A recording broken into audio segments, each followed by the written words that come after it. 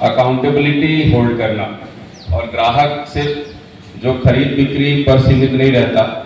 आप किसी से कोई सर्विस लेते हैं, चाहे वो प्रशासन ही क्यों ना हो, एक तरह से आप वहाँ भी उसके एक तरह से ग्राहक हैं। भले आपने सीधे पेमेंट नहीं किया, आपने टैक्स दिया, तो आप एक तरह से ग्राहक बन जाते हैं। तो आप प्राइवेट जो कंपनीज है उनसे तो आप अकाउंटेबिलिटी डिमांड कर ही सकते हैं। उसी तरह से एक जागरूक सिटीजन जो है, जागरूक समाज का आदमी है, वो अपने प्रशासन से भी उतनी ही अकाउंटेबिलिटी डिमांड कर सकता है। और अभी मैं रिसेंटली देख रहा था, अभी माननीय गडकरी जी ने अभी एक रिसेंटली एक QR कोड उन्होंने उसका एक सिस्टम अभी विकसित करने का ट्विटर पे मैं देखा कि जो भी ये बड़े बड़े रोड्स बनते हैं वहाँ पर उनका कहना है कि एक QR कोड हो जिसमें वो प्रोजेक्ट का पूरा डिटेल्स हो कि, और उसी पे किसी और ने ट्वीट किया कि 5 रुपए की पार्ले बिस्किट पे तो दुनिया भर के सब डिटेल होते हैं कि इसमें प्रोटीन इतना है और कार्बोहाइड्रेट इतना है, बट 100 करोड़ का प्रोजेक्ट ये कहाँ से कहाँ तक है, किसने बनाया, किस कंपनी, अगर कोई शिकायत करनी है तो कहाँ करें, उसकी जो सिस्टम है वो हमें कहीं नहीं दिखती। तो उसको सिंप्लीफाइड तरीके से उनका जो ये सोच है, काफ़ी विजनरी सोच है कि सिंपल QR कोड हो जो आपको वेबसाइट पे ले जाए, आप वहाँ से किसने बनाया, कहाँ कंप्लेन करना है, किसकी जुरिस्डिक्शन।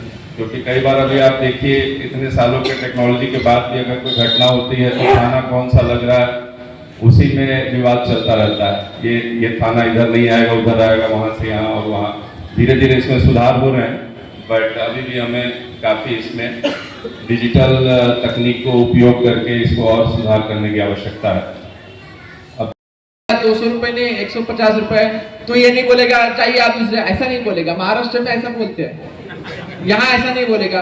बोले मैडम जी यहाँ तो इतना ही है, हमारी रोजी रोटी का सवाल है, तो हमें भी लगता है ठीक है 200 ही दे दे। तो बात यह है कि हमारे मध्य प्रदेश ने ग्रोथ तो की है, हम बहुत तेज आगे बढ़े हैं, लेकिन इसके साथ साथ सम्मान रखा है, बाहर के लोगों का सम्मान रखा है, और इसीलिए टूरिज्म में और अतिथि देवो भव हम सही में इसको मानते हैं। बात करते हैं हमारे आज के प्रोग्राम की ग्राहक के प्रति जागरूकता का अभियान यहाँ है। हमें ये समझना चाहिए कि हम हर जगह पे रोज हर कोई ग्राहक बना हुआ है, ऐसा कभी नहीं होगा। कुछ ना कुछ का ग्राहक हम जरूर होंगे। जैसे MPP के ग्राहक हर कोई है ही है, मध्य प्रदेश इलेक्ट्रिसिटी बोर्ड के, ऐसे LPG के ग्राहक हर कोई है ही है, किसी ना किसी के ग्राहक हम रहते हैं। तो ग्राहक को अपना अधिकार जानना बहुत जरूरी है।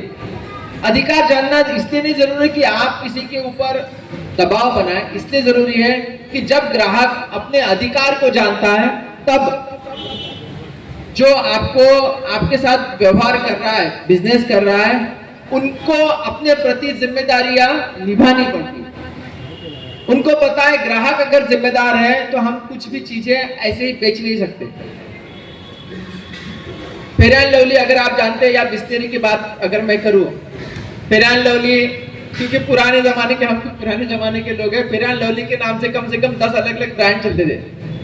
उस पे स्पेलिंग का इधर उधर कर देते। बिस्लेरी आप जानते हैं, बिसेलेरी, बिसुलेरी, बिसेरी, सब ब्रांड चलते थे और सबने सब पिया हुआ है, ऐसा कुछ नहीं। फेयर एंड लवली में सब लगा के पूरे मुंह से लगा के हमने सबकी जिंदगी निकाली है। ऐसा कोई नहीं होगा जो 80 के दशक में पैदा हो या 90 के दशक में पैदा हो, उसने फेयर एंड लवली यूज ना किया हो, चाहे पुरुष हो या स्त्री हो।